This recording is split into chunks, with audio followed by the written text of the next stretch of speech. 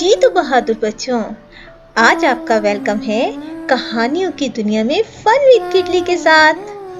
आज हम एक ऐसी लाइब्रेरी की कहानी सुनाएंगे जो दिन में तो बंद रहती है मगर रात में उस लाइब्रेरी में किताबें सरगोशियां करती हैं।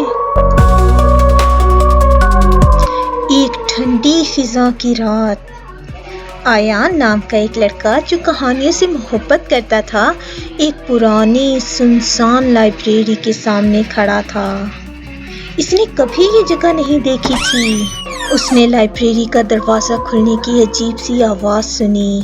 सिर्फ मोमबत्ती की हल्की सी रोशनी और सैकड़ों पुरानी किताबें। अंदर मुकम्मल खामोशी।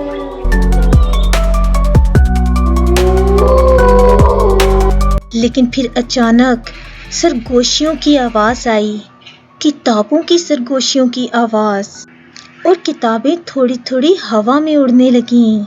एक किताब खुद ब खुद खुल गई।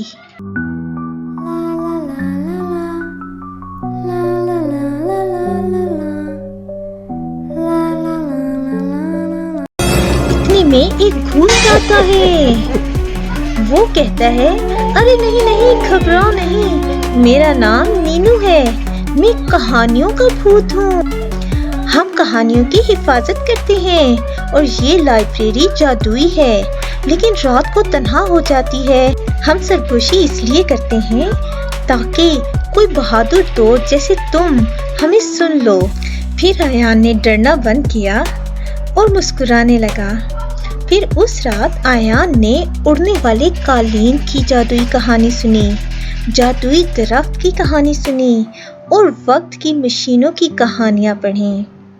भूत और किताबें खामोशी से ये कहानियां सुनते रहे।